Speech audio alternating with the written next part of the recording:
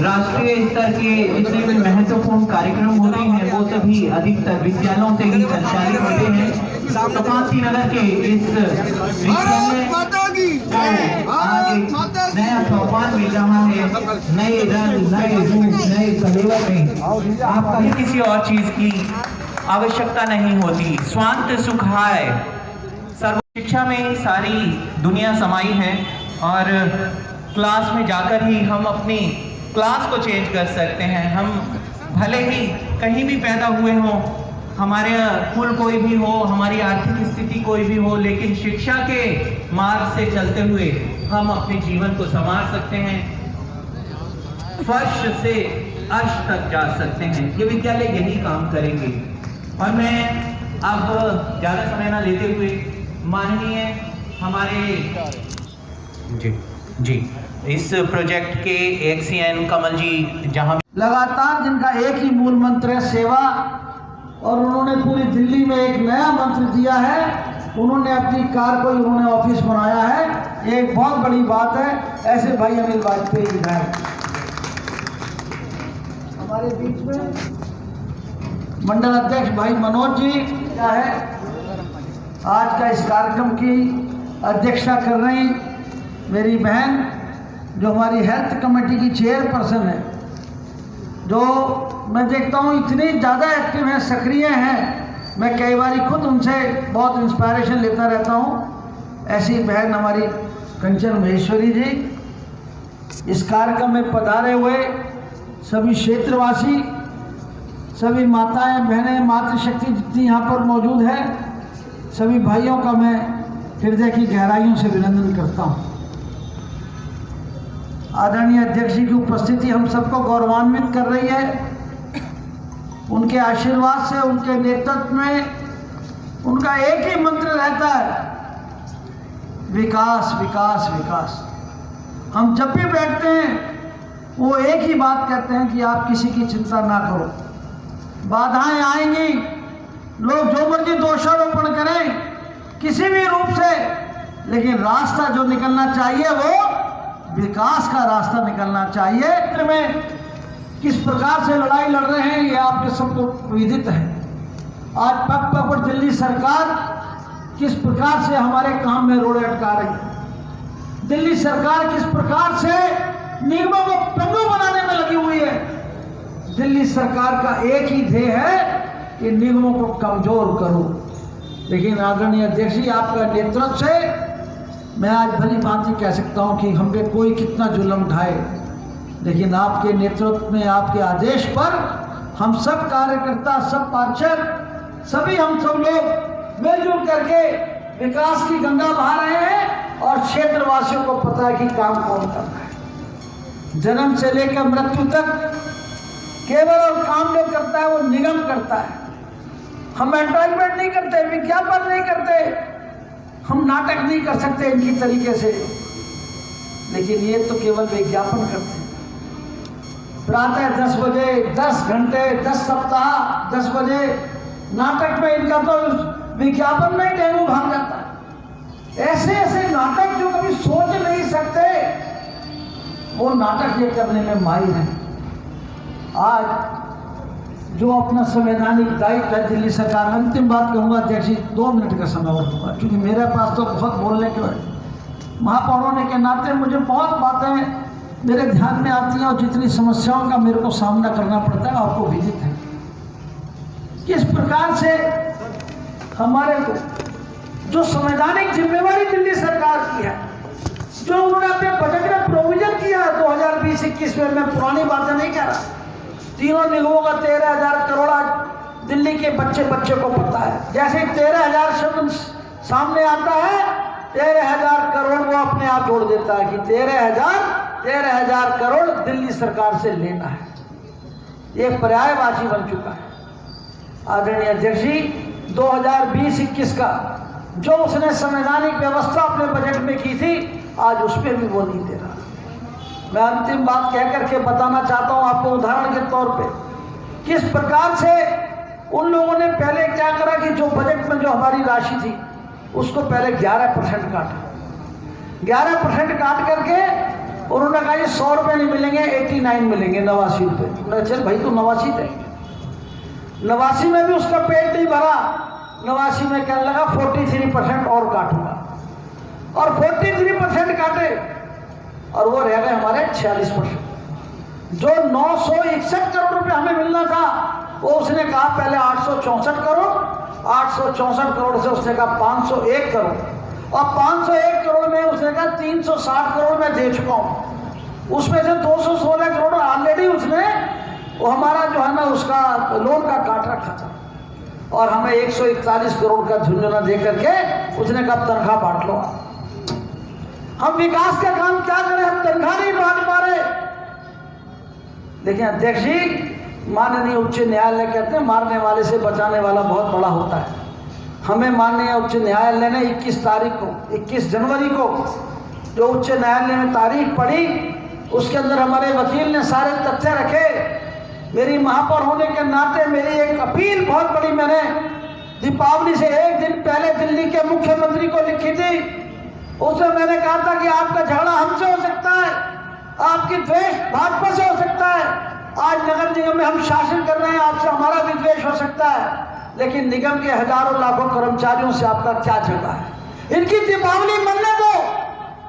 वो जो मैंने मार्मिक अपील करी थी वो वकील साहब ने हमारे माननीय उच्च न्यायालय के जजों की पीठ के सामने रखी। मैं बहुत बहुत प्रभु का लाख लाख शुक्र करता हूं कि माननीय उच्च न्यायालय ने तुरंत ही वो 216 करोड़ की जो मैंने चिट्ठी लिखी थी उसके अंदर माननीय उच्च न्यायालय ने 2 सप्ताह के अंदर दिल्ली सरकार को आदेश दिया है कि 2 सप्ताह के अंदर 216 करोड़ रुपया पूर्वी दिल्ली नगर निगम का वापस करो। और जो दूसरा काम उसने किया है, जो इस तरीके से उसने पहले 100 के 89 रुपये करे, 89 के 46 रुपये, जो 43% काट करके उसको भी उन्होंने कहा इस डिस्क्रिपेंसी को ठीक करके लाओ। ये सारा पैसा निगमों को मिलना चाहिए। आदरणीय अध्यक्ष जी, ये संघर्ष बड़ा लंबा है, आपके नेतृत्व में इस संघर्ष को पूरा करेंगे। जो भी मंडल के पदाधिकारी और मोर्चे के मेन सेंटर यार तुम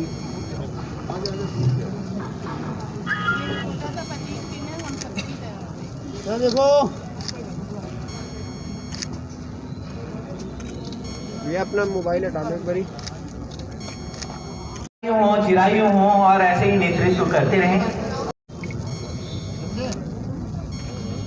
सभी से अनुरोध है, बस ज्यादा जल्दी से सबने विश कर दिया हो तो जगह खाली कर दें। जगह खाली करते सभी पदाधिकारी। 13,000 करोड़ रुपए का फंड है, वो वापस करते देते ताकि निगम के सफाई कर्मियों को, टीचर्स को, डॉक्टर्स को समय पर हम वेतन दे सकते, निगम वेतन दे सकता। अगर उन्हें चिंता होती तो यमुना खादर में स्कूल बनाने का अभियान दिल्ली सरकार करती, निगम को आगे नहीं आना पड़ता। लेकिन मैं निगम के जज्बे को, निगम के उत्साह को, निगम के दृढ़ इच्छा शक्ति को मैं नमन करता हूं कि इतनी विपरीत परिस्थितियों में जनता की सेवा के लिए, लोक कल्याण के लिए, जन कल्याण के लिए निगम बनाने का काम किया। और यहाँ उपस्थित सभी हमारे निगम के अध्यापिकागण और साथ ही RWA के पदाधिकारी, पार्टी के कार्यकर्ता साथियों, भाइयों और बहनों, आज मैं ईस्ट दिल्ली कॉरपोरेशन को बहुत बधाई, शुभकामनाएं देता हूं कि वे बहुत ही चुनौतीपूर्ण समय में लगातार जनता के हित के लिए, लोकहित के लिए और शिक्षा के उत्थान के लिए वो लगातार काम कर रहे हैं। और इसी मेहनत का परिणाम है कि विपरीत परिस्थितियों में भी पूर्वी दिल्ली नगर निगम शिक्षा के मामले में बेहतर काम कर रहा है और एक अच्छी स्कूल बिल्डिंग बनाने का काम किया है। के साथ पूर्वी दिल्ली निगम ने इस कोरोना काल के अंदर भी बहुत सारे काम ऐसे किए जनता के हित के लिए, जरूरतमंदों की मदद के लिए। जिस समय कोरोना संकट आया उस समय निगम के सभी अध्यापकों ने कोरोना वॉरियर्स के रूप में काम किया। हमारे निगम पार्षदों ने भी किया है, पार्टी के कार्यकर्ताओं ने भी किया है, और निगम के एक एक कर्मचारी कोरोना काल में उन्होंने बहुत अच्छी भूमिका के साथ काम किया है। और जब कोरोना लॉकडाउन समाप्त हुआ, कोरोना की वैक्सीन भी आ गई, वैक्सीनेशन के प्रोग्राम में भी निगम ने अपनी अहम भूमिका निभाई है। और इसके साथ ही साथ जो कोरोना लॉकडाउन में बच्चे नहीं आए, स्कूल बंद रहे, लेकिन ऑनलाइन एजुकेशन लगातार जारी रही और लगभग 2.25 लाख बच्चे जो पूर्वी दिल्ली के 357 विद्यालयों में चलते हैं, उनमें लगातार हमारे एजुकेशन कमेटी के चेयरमैन रोमेश गुप्ता जी, अधिकारीगण, उनके प्रयासों से ऑनलाइन शिक्षा का कार्यक्रम लगातार जारी रहा, जिसके कारण से लगभग 38,000 नए एडमिशन इस कोरोना संकट के दौरान भी हुए हैं। इसके लिए मैं पूर्वी दिल्ली निगम को बहुत बधाई देता हूं। और इस बीच में एक ऑनलाइन मेगा पीटीएम का भी आयोजन हुआ, जिसमें जो अभिभावक थे, जो पेरेंट्स थे, उन्होंने जो बातें पूर्वी दिल्ली निगम के बारे में बताई कि किस तरह हमारे निगम के अध्यापक बच्चों के भविष्य के लिए, उनको बेहतर शिक्षा मिले, इसके लिए कितना चिंता के साथ, कितनी मेहनत के साथ, कितने समर्पण के साथ काम करते हैं। ये ना मैं कह रहा हूं, ना कोई निगम पार्षद कह रहे हैं, ना मेयर कह रहे हैं, ये वहां के बच्चों के अभिभावकों का कहना था कि पूर्वी दिल्ली निगम इस कोरोना संकट में भी पूरी मेहनत के साथ काम कर रहे हैं, यहाँ के अध्यापकगण भी काम कर रहे हैं। अभी जब पूर्वी दिल्ली निगम के एजुकेशन कमेटी के चेयरमैन ने मुझे बताया, इससे पहले भी बात हुई कि निगम एजुकेशन के मामले में, शिक्षा के मामले में कितना कंसर्न है, कितना आगे बढ़ के प्रोएक्टिव होकर काम करते हैं। इसका एक बहुत अच्छा और ताजा उदाहरण है कि यमुना खादर में लगभग 4000 बच्चे ऐसे हैं जिनको शिक्षा नहीं मिल पा रही है। अभी 400 बच्चों को एडीएमसी शिक्षा दे रही है उनमें से। और देखिए, दिल्ली सरकार के शिक्षा मंत्री और दिल्ली सरकार अपने एजुकेशन मॉडल की बड़ी तारीफ करते हैं, लेकिन मैं उनको यहां आमंत्रित करता हूं कि आप आइए, पूर्वी दिल्ली निगम के स्कूलों को देखिए। ये जो बेहतर बिल्डिंग बनाई है, आपने फंड नहीं दिया है, आपने फंड में कटौती की है, लेकिन हमने अपना जज्बा और उत्साह नहीं छोड़ा है, इसीलिए निगम लगातार काम कर रहा है। और यमुना खादर में कई ऐसे बच्चे हैं जिनको एजुकेशन नहीं मिल पा रही, जिनको शिक्षा नहीं मिल पा रही थी। हमारे मेयर और पूर्वी दिल्ली निगम की पूरी टीम ने वहां पर एलजी साहब को चिट्ठी लिखी कि हमें जमीन उपलब्ध कराई जाए। हम वहां के बच्चों को, जिनको शिक्षा नहीं मिल पा रही है, जो शिक्षा से वंचित हैं, दिल्ली सरकार का भी वहां कोई ध्यान नहीं है, वो सिर्फ अपने प्रचार प्रसार में लगे हुए हैं। तो यहाँ जब पूर्वी दिल्ली के मेयर और पूर्वी दिल्ली निगम के अधिकारियों ने जब एलजी साहब से बात की, चिट्ठी लिखी, तो उन्होंने बहुत जल्दी ही यमुना खादर में कोटा केबिन का स्कूल बनाने का पूर्वी दिल्ली ने निर्णय लिया है। इसका फैसला ही जल्दी होने वाला है। तो माननीय जिनको भी आमंत्रित कर रहे हैं आप सब जी। ये वो किताब है जो कि हमारी रिपोर्ट कार्ड है। अपने क्षेत्र में क्या क्या काम हुए हैं, ये वो किताब है। आप सबसे अनुरोध है, इसमें आप सबका सहयोग है, तो ये आपके और मेरी दोनों की मिलकर रिपोर्ट कार्ड बनी है। इसके लिए आप सबका बहुत बहुत धन्यवाद। यहाँ पर जो उद्घाटन किया गया है तारीफ के काबिल है, लेकिन यहाँ पर यह भी कहा गया है कि बहुत सारे ऐसे एडमिशन हैं जिसके लिए सर्वे किया गया है, स्कूल के टीचर्स गए हैं और उसके बाद जो है प्राइवेट स्कूल से भी बच्चे जो हैं निगम के विद्यालयों में एडमिशन ले रहे हैं? देखिए, निगम ने कोरोना संकट में बहुत बेहतर काम किया हर मोर्चे पर। जिस समय कोरोना वॉरियर्स के रूप में निगम के कर्मचारी लोगों की मदद कर रहे थे, और उसी समय के बाद जब कोरोना संकट में लोगों की आर्थिक स्थिति खराब हुई, लोगों ने, बहुत से नागरिकों ने अपने बच्चों को पब्लिक स्कूलों से निकालकर निगम के स्कूलों में एडमिशन कराया, क्योंकि निगम की ऑनलाइन एजुकेशन लगातार इस कोरोना संकट में जारी रही और 2.25 लाख बच्चे जो निगम के, पूर्वी दिल्ली निगम के स्कूलों में पढ़ते हैं, विपरीत परिस्थितियों में बहुत अच्छा काम किया है।